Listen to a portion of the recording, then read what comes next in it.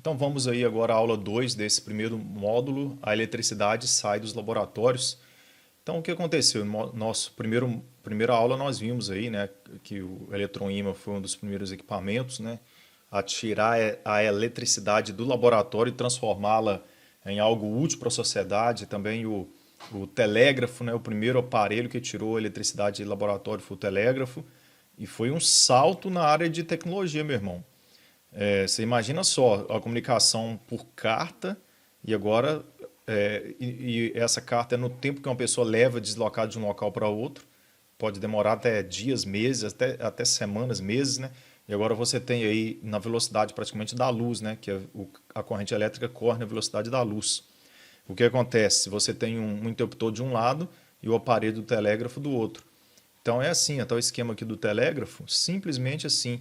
Você tem um interruptor de um lado, onde a pessoa vai transmitir a mensagem, ele vai apertando aqui, vai fechando o circuito, usando a terra aí como condutor também. E aí um eletroímã do lado com a bobina, e esse eletroímã vai gerando o campo magnético. Lembra dos princípios lá? Onde a corrente elétrica passando haverá um campo magnético? Aí eles descobriram que enrolando esse fio com um núcleo metálico aparece um campo magnético e vai puxar a chapinha metálica aqui, picotando o papel do outro lado e transmitindo a mensagem aí na velocidade da eletricidade, que é praticamente a velocidade da luz. Então foi Samuel Morse que desenvolveu o código Morse aí, né? Só para tipo de curiosidade. Então, em 1858 foi instalado o primeiro cabo elétrico intercontinental aí, ligando Estados Unidos e Inglaterra, e foi transmitida uma mensagem aí do continente europeu para os Estados Unidos somente 8 anos depois, aqui, ó, só 8 anos mais tarde, um segundo cabo conseguiu estabelecer a comunicação. Porque o que aconteceu com o primeiro cabo? O cabo ele não conseguia transmitir o pulso, o operador do telégrafo que dava o pulso, mas ele não chegava na Inglaterra. Então eles pensaram que a tensão era pouco, então aumentaram a tensão, só que o isolador aqui não suportou e rompeu em algum lugar. Você imagina a dificuldade que foi atravessar esse cabo elétrico aqui? Então a coisa ia no meio assim, tentativa e erro. A coisa foi estabelecida assim. Então, 8 anos mais tarde, aí conseguiram passar um novo cabo. E aí, meu irmão, olha só, a comunicação que era feita semanas ou talvez meses para o navio chegar da Europa para os Estados Unidos e vice-versa, agora era feito praticamente instantaneamente. Então foi em 27 de julho de 1866, uma sexta-feira, que foi transmitida essa mensagem. Foi assinado um tratado de paz entre a Áustria e a Prússia. Então a eletricidade estava mudando o mundo, mudando a comunicação, né? Transformando o mundo, informações que demoravam semanas a meses agora eram transmitidas em segundos ou minutos. E a iluminação na época? Eu falei do meio de transporte no início aí, a iluminação era o quê? A iluminação era a gás ou querosene. Olha que vida precária. Todo dia, no final do dia, alguém tinha que ir nos postes, acendendo esses postes aí, ó, querosene. E as casas? Primeiro era a vela, depois teve um salto de tecnologia que foi o querosene, né? A famosa lamparina. Quem for mais velho aí lembra da lamparina. Lá em casa, minha avó chegou a iluminar a casa com lamparina. Minha mãe chegou a usar muito lamparina quando era pequena, ainda teve um pouco de lamparina ainda. Não sou tão velho assim, né? Mas isso aí, ó, luz de velas, lamparina. Uma típica casa americana por volta de 1860 aí. Essa aqui é uma casa de rico ainda, a quantidade de vela. E o risco de incêndio? O risco de incêndio, meu irmão, era alto. Muitas casas sofriam com incêndios aí, acidentes por iluminação por querosene ou vela, né? Basta uma velinha tombar num monte de papel ali, então entra em cena um homem agora que muda a cara da situação. Thomas Edison, ele inventou em escala industrial, isso aqui era a empresa dele, o galpão dele de inventos, e ele contratava engenheiros para inventar. Você imagina a quantidade de inventos que ele não teve. Aí são os engenheiros dele trabalhando. Então, o que Thomas Edison fez? Ele desenvolveu a lâmpada elétrica, a lâmpada incandescente por filamento, né? A mesma lâmpada que é usada até hoje. Observe só, essa lâmpada aí no Brasil aqui foi proibida. Foi proibida por causa do alto consumo, mas brasileiro é um bicho que Tem jeito para tudo, né? Pegaram, já que essa foi proibida, pegaram uma outra lâmpada, colocaram uma lâmpadazinha incandescente lá dentro e ficou a mesma lâmpada com alto consumo aí. Mas enfim, olha só, a lâmpada que Thomas Edison inventou lá atrás, nós usamos da mesma lâmpada até hoje, apesar de já ter evoluído para a lâmpada compacta fluorescente, já ter evoluído para a lâmpada LED, nós ainda usamos essa lâmpada até hoje. E o que acontece? Quando ele inventou a lâmpada LED, quando Thomas Edison inventou a lâmpada incandescente, o mundo vivia na escuridão, meu irmão. Vivia na escuridão. O meio de transporte, cavalo, charrete, iluminação pública, iluminação residencial, aquilo que eu falei. Então a primeira central elétrica foi de Edison, em Nova York, que começou a operar em setembro de 1882. A primeira central elétrica, tá vendo? Chaminé aqui, eu vou mostrar por quê dessa chaminé daqui a pouco. A central elétrica tinha 6 motores a vapor de 200 cavalos de potência.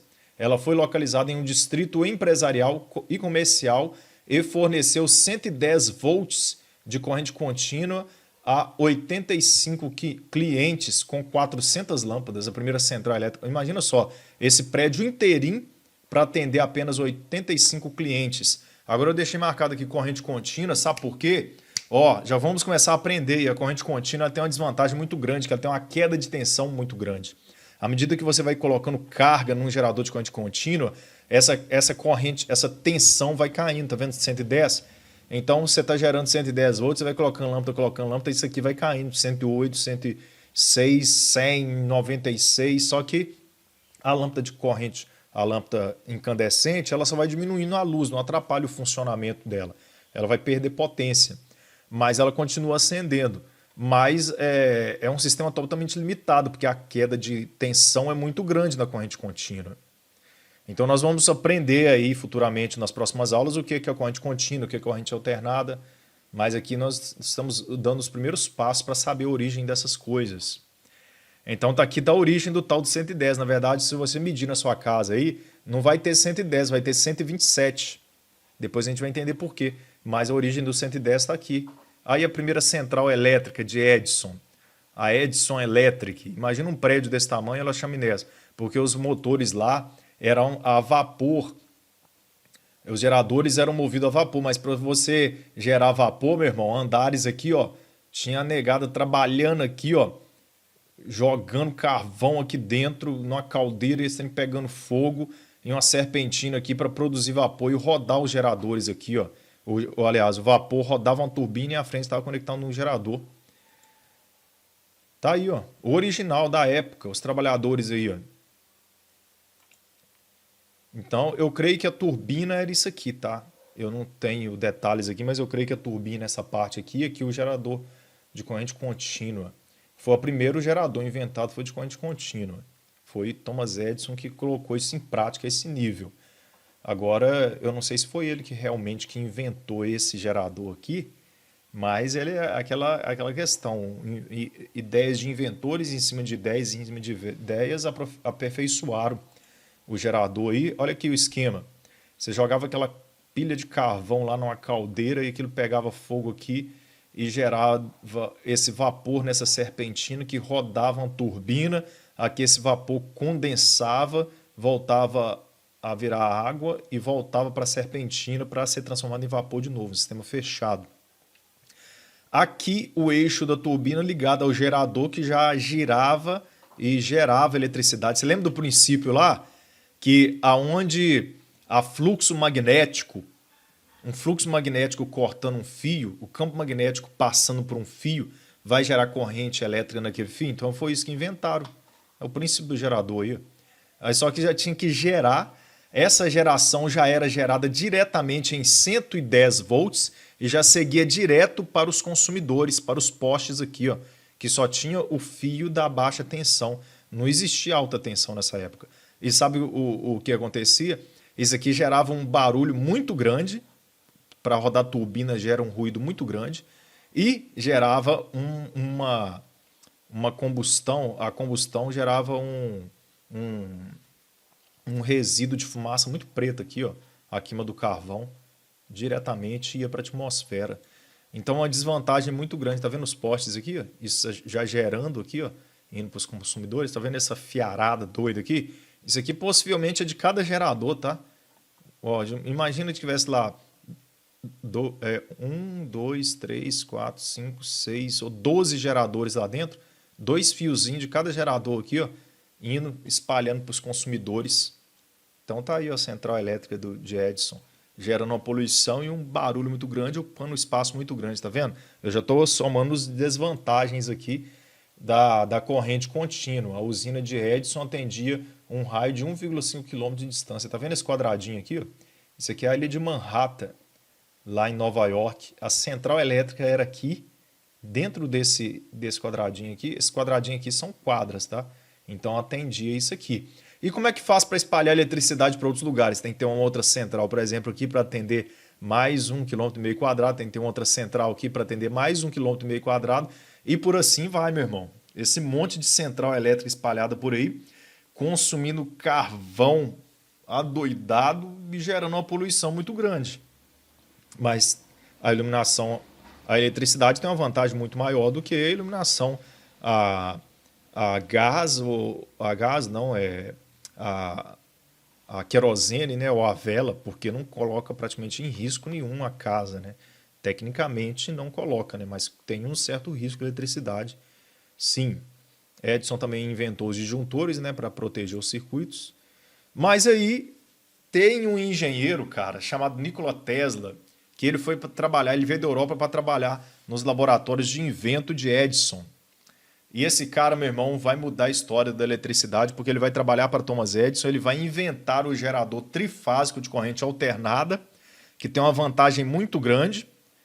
E Thomas Edison não aceita de jeito nenhum a invenção dele, porque Thomas Edison era cabeça dura e já tinha um gerador dele de corrente alternada e não aceitava que nenhum outro invento era superior ao gerador dele de corrente alternada. Então vai acontecer uma briga entre os dois e aí nós vamos saber quem é o vencedor dessa briga na nossa próxima aula